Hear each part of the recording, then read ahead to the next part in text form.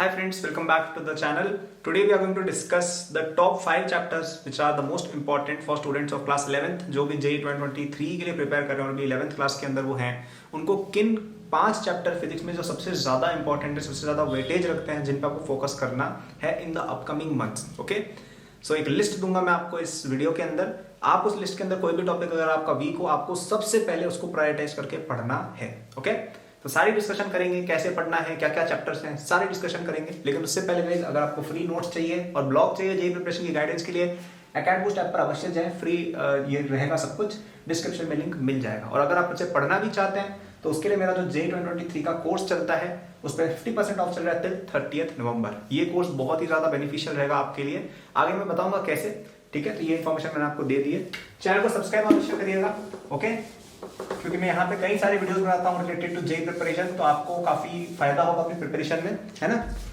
तो बात करते हैं चैप्टर्स कौन कौन से हैं. तो फर्स्ट चैप्टर जिसका मैं बात करूंगा, और ऑल्सो ये चैप्टर्स की बस लिस्ट देख लेने से काम नहीं होगा. ठीक है, तो नीचे कई बच्चे कमेंट में लिस्ट वगैरह बना देते हैं. ठीक है, आप बना सकते हैं, लेकिन उससे आपको नहीं पता चलने वाला कि मैं एग्जैक्ट क्या डिस्कस करने वाला हूं. तो आप इसको एंड तक देखिएगा, समझिएगा कि क्या क्या डिस्कशन मैंने हर पॉइंट में किया है, क्योंकि इसके इंटरनल डिस्कशन भी काफी इंपॉर्टेंट है. लिस्ट इस तरह की कोई भी आपको बना के दे सकता है. तो सबसे पहला चैप्टर अपन ऑब्वियसली काइनेमेटिक्स यूनिट डायमेंशन के लिए मैं भी मना करूंगा. मैं कहूंगा एनएलएम आपका सबसे इंपॉर्टेंट चैप्टर है, नंबर 1. ओके, तो यहाँ पे चैप्टर तो आपके बहुत सारे 11th में and they are all important. Don't get me wrong, ऐसा नहीं है कि यार आपने कोई चैप्टर को मिस करने को मैं कह रहा हूँ कि काइनेमेटिक्स मत पढ़ो, उससे भी सवाल आएंगे ऑब्वियसली. लेकिन अगर हमें टॉप 5 सबसे इंपॉर्टेंट चैप्टर्स की बात करनी है तो वो रहेगा आपका नंबर 1, आपका रहेगा एनएलएम. एनएलएम के अंदर अगर आपको कुछ चीजें समझ में नहीं आ रही है चलेगा, लेकिन क्या समझ में आना चाहिए, आपको ये समझ में आना चाहिए कि न्यूटन का सेकंड लॉ क्या है और उसके जो बेसिक एप्लीकेशंस हैं. कि यार आपको जैसे ये इंक्लाइंड प्लेन का सिस्टम दे दिया, क्या आप इसका एफबीडी निकाल सकते हो, क्या आप इसकी एक्सेलरेशन निकाल सकते हो, यहाँ पे मैं फ्रिक्शन बता दूं, क्या आप वो सब कैलकुलेशन कर सकते हो, यहाँ पे मैं पुली लटका दूं, क्या आप इसकी एक्सेलरेशन निकाल सकते हो, राइट. इस तरह की चीजें. अब कई सारी कोचिंग्स में क्या होता है, इस तरह का टाइम पास किया जाता है. यहां पे भी चैन नहीं आएगा, फिर यहां से भी डोरी कहीं यहां डाल देंगे, पता नहीं कुछ भी करते रहेंगे. ये सब अगर नहीं हो रहा है चलेगा, ये जेईई में नहीं आएगा, ना कभी आता है. 99% ये चीज यूजफुल नहीं है. यूजफुल क्या है, ये चीज और ये चीज. अगर आपसे ये चीजें हो रही है जो बेसिक्स हैं, सर्कुलर मोशन आपको पता है यार कैसे यूज करते हैं, आपको पता है कि फ्रिक्शन वाले क्वेश्चंस कैसे सॉल्व करते हैं, आपको बेसिक पुलिस के क्वेश्चन पता है और आप समझ गए हो कि सेकंड लॉ क्या होता है, और आपसे प्रीवियस ईयर के सवाल हो रहे हैं जेईई मेन और जेईई एडवांस के, तो आपका चैप्टर आप क्लियर मान सकते हो. इस तरह की अगड़म बगड़म चीजें नहीं हो रही है, चलेगा. ठीक है, ये मुझे बहुत ही बेकार बात लगती है. कई सारे कोचिंग में उनमें इन बातों पे बहुत ज्यादा ध्यान दिया जाता है, स्पेशली 11th की स्टार्टिंग में. तो बच्चा एक तो नया नया आया होता है 10th से, वो उल्टा घबरा लग जाता है, राइट. तो ये चीज आप अवॉइड करें, ये चीज आपको बेसिक आनी चाहिए. ओके, ऑल्सो मैं यहाँ पे ऑलमोस्ट सारे ही चैप्टर फंडामेंटल यहाँ पे लिखूंगा. मैं यहाँ पे कोई ज्यादा डेप्थ वाले चैप्टर नहीं लिखूंगा, क्योंकि आपके लिए भी इंपॉर्टेंट है कि आप बेसिक समझे. ये इंपॉर्टेंट नहीं है कि आप उसके अंदर की इंटीग्रेसिस को जाने. ओके, सेकेंड चैप्टर जिसमें फोकस करने को कहूंगा वो रहेगा आपका सेंटर ऑफ मास. ओके, अब मुझे पता है इसके बीच में वर्क पावर एनर्जी आएगा, लेकिन अगर आप एनएलएम समझ चुके हो तो वर्क पावर एनर्जी इतना कोई डिफिकल्ट नहीं पड़ता, उसमें कोई एक्स्ट्रा चीजें नहीं आ जाती है. ये चैप्टर इंपॉर्टेंट क्यों है, क्योंकि इसमें कई सारी फंडामेंटली नई चीजें आएंगी. ओके, अगर आपने काइनेमेटिक्स और एनएलएम पढ़ लिया, वर्क पावर एनर्जी ग्रेविटेशन वगैरह एक बार समझ जाओगे. लेकिन सीओएम पूरी तरह से नया आता है. इसमें क्या क्या आपको आना चाहिए, मेन ऑब्जेक्ट्स का सीओएम क्या है, और सीओएम का बेसिक इंट्यूशन. जैसे फॉर एग्जांपल एक मैंने स्फेयर ले लिया, इसका सेंटर ऑफ मास इसके मिड पे रहेगा. ये क्या बात आपको दिमाग में हजम होती है. कोई बच्चे होते हैं जिनको लगता है यहाँ पे क्यों, कहीं और होना चाहिए, राइट. तो ये छोटी छोटी चीजें आपको दिमाग में हजम होनी चाहिए. अगर मैं एक डिस्क ले लूं, ये स्क्वायर है और ये वाली साइड ज्यादा डेंस है, तो इसका सेंटर ऑफ मास इधर होगा या इधर होगा. ये आपको दिमाग में इंट्यूशन आना चाहिए कि हाँ भाई ये वाली साइड ज्यादा भारी है, तो यहाँ पे सेंटर ऑफ मास होगा. इनके सेंटर ऑफ मास की वैल्यूज, जैसे आपको ये दे दिया जाता है, एक सेमी सर्कुलर डिस्क दी जाती है, एक सेमी सर्कुलर रिंग दी जाती है, उनका सेंटर ऑफ मास कहाँ होता है, आधा कटा हुआ स्फीयर का कहाँ होता है, ये सब चीज आपको याद होनी चाहिए. इनके डेरिवेशन अगर समझ में नहीं आए चलेगा, आप डेरिवेशन समझो तो बहुत अच्छी बात है, लेकिन अगर नहीं समझ में आ रहे तो भी अभी के लिए चलेगा. लेकिन आपको एटलीस्ट सेंटर ऑफ मास का इंट्यूशन क्या होता है वो सब पता होना चाहिए. कोलिजन्स कैसे काम करते हैं आपको पता होना चाहिए. कोलिजन में अपन कैसे कंजर्वेशन ऑफ एनर्जी लगाएंगे, कैसे उसमें कंजर्वेशन ऑफ मोमेंटम वगैरह हम लगाएंगे, ये सब बेसिक चीजें आपको पता चलनी चाहिए. इस तरह की कॉम्प्लेक्स चीजें, डेरिवेशंस वगैरह नहीं समझ में आया चलेगा, बट एटलीस्ट इतना बेसिक कॉन्सेप्ट आपको आने चाहिए कि सेंटर ऑफ मास क्या होता है, मोमेंटम क्या होता है, और इससे रिलेटेड क्वेश्चंस कैसे किए जाते हैं. और थर्ड चैप्टर आप समझ ही गए होंगे कि इसके बाद हम किसकी बात करने वाले हैं. We are going to talk about nothing but the worst chapter, जो सबसे ज्यादा दुखाता है लोगों का दिल, रोटेशन एंड आरबीडी, जो भी आप उसको कहना चाहें। ओके, ये चैप्टर मैं कहूंगा अगर 11th क्लास का कोई सबसे इंपॉर्टेंट चैप्टर है वो चैप्टर है ये। अगर तुम ये चैप्टर कर लोगे ना तुम फिजिक्स 11 की पूरी फोड़ के आ जाओगे भाई। ये चैप्टर अगर तुम्हें आता है इसका मतलब तुम्हें ये आता है, तुम्हें ये आता है, तुम्हें वर्क ऑफ एनर्जी भी आता है, तुम्हें काइनेमेटिक्स भी आता है, तब आप ये चैप्टर कर सकते हो।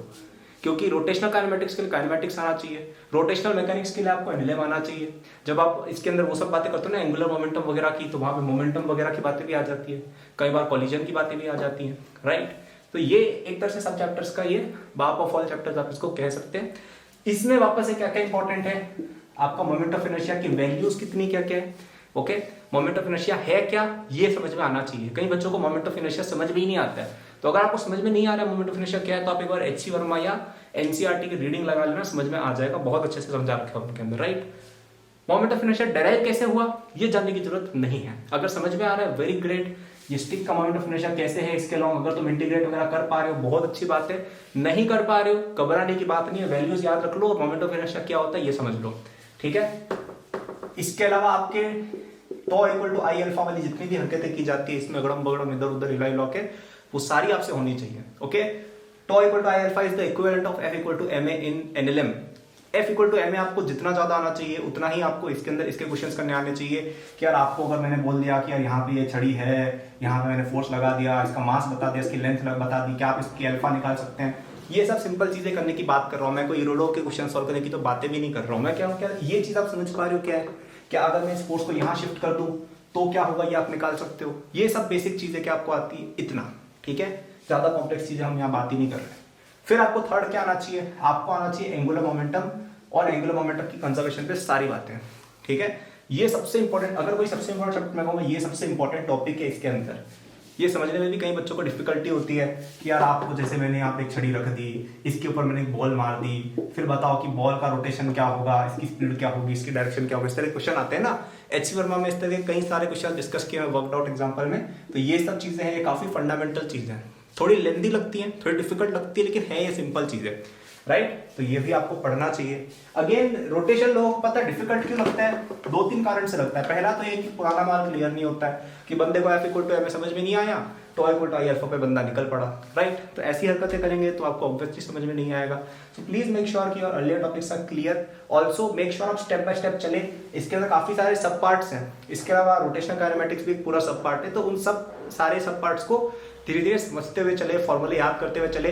फॉर्मूले याद नहीं हो रहे हैं, एकेडबूस्ट के फ्री नोट्स हैं, डिस्क्रिप्शन में जाना ऐप पर, वहां पे देख लेना, वहां पे सारे फॉर्मूले हमने लिस्ट कर रखे हैं, आप लोगों के लिए बड़ी मेहनत से बनाए। चाहो तो आपको रेटिंग में दे देना, लेकिन याद अवश्य करना, ठीक है। तो ये मैंने आपको काफी डेप्थ में बता दिया यार, वैसे तो डेप्थ नहीं है, ये सरफेस की है, लेकिन आपको मैंने एक बार बता दी क्या क्या पढ़ना है। अब मैकेनिक्स में मैं यही चैप्टर्स बोलूंगा। अब बाकी दो चैप्टर जो है आपका रहेगा, एक साउंड वेव। साउंड वेव मैंने बोला है, स्ट्रिंग वेव नहीं बोला है, आपको पढ़ना स्ट्रिंग वेव भी है, लेकिन अगर एक ही चैप्टर चूज कर सकते हो सबसे पहले क्या चीज को प्रायोरिटी देनी है, साउंड वेव। इसमें स्पेशली जो डॉपलर वाला पार्ट है, बीट्स वाला पार्ट है, आपका जो स्पीड ऑफ साउंड वाले जितने भी चीजें होती हैं, राइट, वो सारी चीजें आपको बहुत अच्छे से आनी चाहिए। इन पे जेई मेन में डायरेक्ट सवाल आते हैं, एडवांस में भी आते हैं ऑब्वियसली, लेकिन मेंस में कई बार डायरेक्ट सवाल आ जाता है कि यार बीट्स निकालो, तो आपको बता दी वेव्स वगैरह, इस तरह की बात है, राइट। तो साउंड वेव पे आप अवश्य ध्यान देंगे, ओके, ज्यादा डिफिकल्ट चैप्टर भी नहीं है ये। और पांचवा मैं कह दूंगा आपको, आप थर्मोडायनेमिक्स का ध्यान दे सकते हैं। थर्मोडायनेमिक्स में मेनली जो फर्स्ट लॉ वाली बातें हैं कि यार आपको कोई सिस्टम है, उसके अंदर क्या आप हीट कैलकुलेशन वगैरह कर पा रहे हो, वर्क डन बाय गैस निकाल पा रहे हो, राइट, फर्स्ट लॉ को अप्लाई कर पा रहे हो, इस तरह की बेसिक चीजें, right. I am not asking कि आप जाके बोल्ट्जमैन लॉ पता नहीं क्या क्या चीजें करके आ जाओ, Maxwell distribution, I am not asking you to do any of that, but ये चैप्टर पे आपको ध्यान देना है। मुझे पता है वैसे कई बच्चे शायद अभी यहाँ तक ही पहुंचोगे, यहाँ पे अभी पहुंचे नहीं होंगे, लेकिन जब पहुंच जाओ तो इनको आपको प्रायोरिटाइज करना है, ठीक है। तो ये मैंने कई सारे चैप्टर्स बताए हैं। अब ये आपको करने कब तक है ये तो बता दिया, क्या मैंने ये बोला है कि आपको अप्रैल 2022 तक ये चैप्टर कंप्लीट करने हैं, नो। ये चैप्टर को ट्राई करना है कि यार 1 से 2 महीने के अंदर पर इन चैप्टर को मास्टर कर लें। कोई बच्चा अगर सेल्फ स्टडी से पढ़ रहा हो या कोई बच्चा कोचिंग में भी पढ़ रहा हो, उसके लेट से यहाँ तक हो गया है, तो आप इनको सबसे पहले ध्यान दें, ओके। अब हो सकता है किसी बच्चे का एनएलएम क्लियर हो कि भैया मुझे एनएलएम तो आता है, बहुत अच्छी बात है, एनएलएम आता है तो यहाँ पे कोई और चैप्टर डाल दो जो फंडामेंटल है, तुम डब्ल्यूपी डाल दो, अच्छा डब्ल्यूपी भी आता है तो केटीजी डाल दो, जो चैप्टर नहीं आता है वो डालना है और इंपॉर्टेंट चैप्टर पिक करना है। ऐसा नहीं कि कोई छोटा मोटा सरफेस टेंशन ले लिया, ऐसा नहीं करना है, ठीक है। बड़े चैप्टर, ये सारे क्या है, बड़े चैप्टर्स है, राइट। तब इस तरह से एडजस्टमेंट कर सकते हैं, ओके।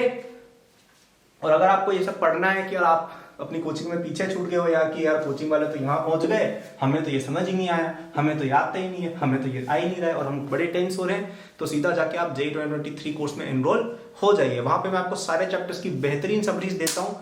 उससे क्या होगा यार, आपका समय वेस्ट नहीं होगा और आप चीज समझ जाओगे। ठीक है, जैसे इसमें सबसे बड़ा टाइम कंस्ट्रेंट मुझे लगता है बच्चों को समय का आता है कि यार बच्चे स्कूल भी जाते हैं, फिर कोचिंग भी जाते हैं, फिर सेल्फ स्टडी भी करते हैं, होमवर्क भी करते हैं, इसमें उनका टाइम सारा निकल जाता है। अब पुराना कब पढ़े, राइट? ये आई थिंक आप में से कई लोगों की प्रॉब्लम होगी। तो उस एकेडबूस्ट की कोर्स से यही आपको फायदा होगा कि आपको जैसे COM पढ़ना है, मैंने 2 घंटे के अंदर ये समझा दिया है COM में ये टॉपिक्स हैं, इनसे ये क्वेश्चंस आते हैं, इनको ऐसे सॉल्व करना है। ओके, जितनी भी इधर उधर की चीजें होती है ना कि एक्स्ट्रा क्वेश्चंस करा रखे हैं, आउट ऑफ द सिलेबस चीजें प्रूफ्स कर रखे हैं हर चीजों के, वो नहीं कि यार क्वेश्चन क्या आएगा एग्जाम में, सॉल्व कैसे करना है, तो आप बहुत अच्छे से समझ जाओगे उस चीज को। ठीक है, तो आप जाइएगा। फिर मैंने उसके अंदर क्वेश्चन वगैरह भी दिए हैं आपको सॉल्यूशन के साथ, टेस्ट सीरीज वगैरह सब कुछ अप्लाइड है। तो it is a must have complementary resource for any JEE aspirant. ठीक है, अगर आप इस वीडियो को स्पेशली यहाँ तक देख रहे हो, आप काफी ज्यादा एक डेडिकेटेड स्टूडेंट में भी आते हो, राइट? ज्यादातर बच्चे भी 11th क्लास की मस्ती मजे कर रहे होंगे, पर आप ये वीडियो देख रहे हो, there is a reason for that. तो अगर आप इतने ज्यादा डेडिकेशन रखते हो और आप फिर भी इतना पीछे चल रहे हो, then it is not a good thing, you don't deserve this. Okay, so do take the course, 50% off रहेगा 30 नवंबर तक, आपको तब तक जाके लेना है डिस्क्रिप्शन में जाके। ओके, तो आप वहां से पढ़ सकते हैं, वहां से पढ़ोगे 1-2 महीने में तुम्हारा इजीली हो जाएगा। ठीक है, इजीली हो जाएगा। कोचिंग में जो बच्चे पढ़ते हैं यार कि हम कहीं और आ चुके हैं, हम अब नहीं आ सकते, अगर इस तरह का सीन है तो देखो थोड़ा टाइम लगेगा, लेकिन आपको करना तो पड़ेगा, क्योंकि ये सबसे इंपॉर्टेंट चैप्टर्स है। दीज आर नॉट चैप्टर्स जिनको आप स्किप कर सकते हो। ठीक है, वैसे एम तो आपका ये होना चाहिए कि यार ये चैप्टर्स अपन है ना दिसंबर एंड तक कर लें, जैसे अभी नवंबर चल रहा है, दिसंबर एंड तक कर लें, 1-2 महीने के अंदर ये चैप्टर्स अपन कवर। उसके बाद जो बचे हुए चैप्टर्स हैं उनको अपन नेक्स्ट 3 मंथ्स किया, जनवरी, मार्च और फरवरी के अंदर अपन बाकी बचे हुए सिलेबस प्लस इस पूरे का रिवीजन वगैरह हम कर लें। होना तो ये चाहिए। Okay, so if you are enrolled in Acadboost, I think you can easily achieve this. तो जो बच्चे हमारे साथ पढ़ते हैं, वो बच्चे जो मैंने बोला है कि आप इन चैप्टर्स को मेरे लेक्चर से पढ़े दिसंबर एंड से पहले, ओके, वो हो जाए। उसके बाद आप जनवरी, फरवरी, मार्च के अंदर बाकी सारे चैप्टर्स प्लस इन सब का रिवीजन प्लस थोड़े और हाई लेवल के क्वेश्चन वगैरह ट्राई कर सकते हैं। Okay, so I hope you like this video. I hope आपको ये चैप्टर्स समझ में आए हो, मैंने किन चैप्टर्स की बात की है, इनमें क्या क्या पढ़ना है। Okay, so do study these chapters and yeah good luck for JEE preparation, all the best. Like करना, वीडियो को सब्सक्राइब करना। कोई आपको मुझसे बात करनी हो, कोई टॉपिक सजेस्ट करना हो वीडियो का, तो आप डिस्क्रिप्शन में मेरे इंस्टाग्राम, ट्विटर वगैरह का लिंक दिया हुआ है, वहाँ पे आप मुझे मैसेज कर सकते हो। And don't forget to enroll in these courses. Okay, thank you for watching, all the best and take care.